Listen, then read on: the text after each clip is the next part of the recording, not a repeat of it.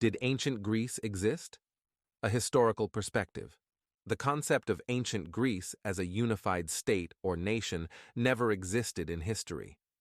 There is no record of a state known as Greece or Hellas in ancient times. If we examine historical and medieval maps, we find no mention of Greece. Instead, the Balkan Peninsula was predominantly referred to as the Macedonian Peninsula, with Macedonia being the central and most prominent entity depicted. Archaeological evidence also supports this view. Not a single artifact from ancient archaeological sites bears the name Greece or Hellas. Coins, inscriptions, and other relics consistently reference Macedonia and the Macedonian coin language. No ancient coin or inscription refers to a Greek state or people, leading us to conclude that what we now call ancient Greece did not exist as a distinct entity.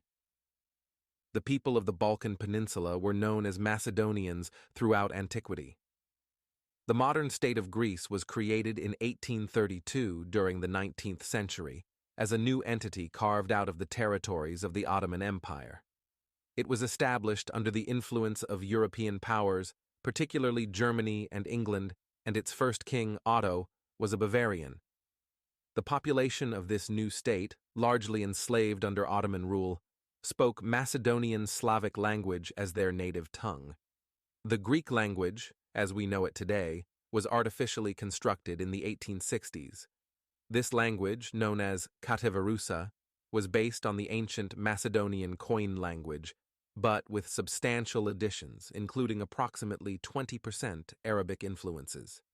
Historical records show that as late as 1900, only 2% of the population in the newly formed state of Greece spoke this constructed Greek language.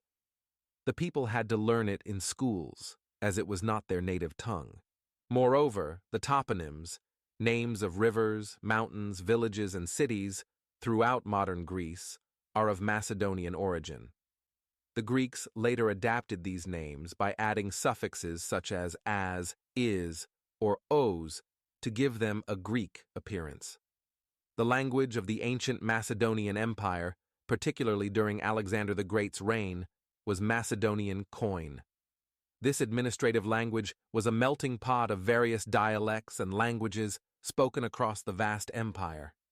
That language was known as New Macedonian Koine language, classified by Champollion French linguist that read the Egyptian hieroglyphs with it. However, it was distinct from the Proto-Slavic Macedonian language spoken by the common people of the Macedonian Peninsula in ancient times. Modern research has uncovered numerous ancient Macedonian texts written in this Proto-Slavic language, written on stones and wood, many of which use an early Cyrillic alphabet. Scholars, such as Vasil Ilyov, have been able to read and interpret these writings, confirming their Macedonian Slavic origins. That proves that Macedonian language was old and spoken all the time by Macedonians on Macedonian Peninsula. That also proves that was no Slavic invasion in 9th century. That was falsely created so that Greece can claim all ancient Macedonian history and identity. In conclusion, the historical evidence points to Greece being a 19th century creation, a colony of German and English influence, with its history largely fabricated by historians like Droysen and Wilhelm. That fabrication of fairy tales and lies has to end now.